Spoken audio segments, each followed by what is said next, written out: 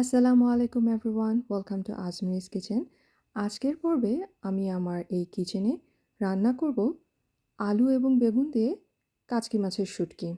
তো আসুন রেসিপিটা দেখে নেওয়া যাক। এখানে আমি আধা কাপ পরিমাণ কাচকি মাছের শুটকি নিয়ে নিয়েছি। সেটাকে আমি 4 থেকে 5 মিনিট অল্প আঁচে শুকনো তাওয়ায় একটু টেলে নিয়ে গরম পানিতে 5 মিনিটের মতো ভিজিয়ে রেখেছিলাম। তারপর ভালো করে ঠান্ডা পানি দিয়ে কয়েকবার ধুয়ে নিয়েছি। আর নিয়ে নিয়েছি 2টি লম্বা বেগুন এবং একটি ছোট সাইজের আলু।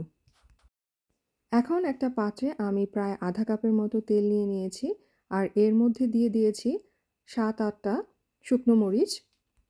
শুকনো মরিচটা দিয়ে আমরা এই তেলের মধ্যে মরিচটাকে নেড়ে চেড়ে কয়েক সেকেন্ড একটু ভেজে নিব। এরপর এর মধ্যে আধা কাপ পরিমাণ পেঁয়াজ কুচি দিয়ে দিব।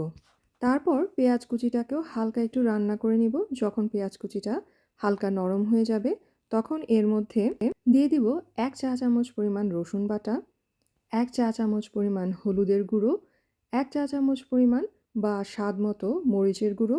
গুঁড়ো মশলাগুলো দিয়ে আমি এর মধ্যে সামান্য কিছু পানি দিয়ে দিব, প্রায় 3 থেকে 4 টেবিল চামচের মতো। তারপর ভালো করে মশলাটাকে নেড়েচেড়ে কষিয়ে নেব। মশলাটা ভালো করে কষে গেলে এর মধ্যে কিছু রসুনের কোয়া দিয়ে দিব। এখানে আমি 5-6টা রসুনের কোয়া দিয়ে দিয়েছি। দিয়ে দিব শুটকি মাছ, টুকরো করা আলু আর স্বাদ মতো লবণ। এই সব কিছু একবারে ভালো করে মিলিয়ে নিব। আর এতে আধা কাপ পরিমাণ পানি দিয়ে ঢেকে এটাকে মাঝারি আঁচে কিছুক্ষণ রান্না করব। যতক্ষণ না পর্যন্ত এই আলুটা অর্ধেক সিদ্ধ না হয়ে যাচ্ছে ততক্ষণ পর্যন্ত আমরা রান্না করব। যখন দেখব যে আলুটা অর্ধেকটা ভালো মতো সিদ্ধ হয়ে গেছে তখন এর মধ্যে কেটে রাখা আমরা বেগুনগুলো দিয়ে দিব। সঙ্গে কিছু কাঁচামরিচও আমি এর মধ্যে ভেঙে দিয়ে দিব।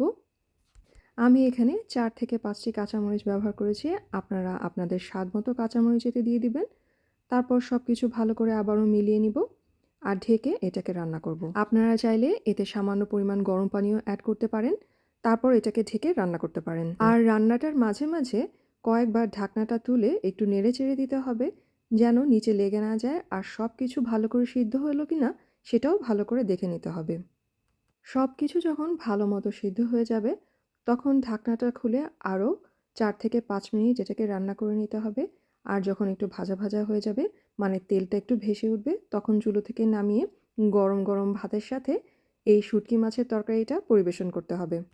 গরম গরম ভাতের সাথে লেবু আর শুটকি মাছের তরকারি হলে আর কি কিছু লাগে? চাইলে এই মজাদার শুটকি মাছের রেসিপিটা আপনারা বাসায় ট্রাই করতে পারেন।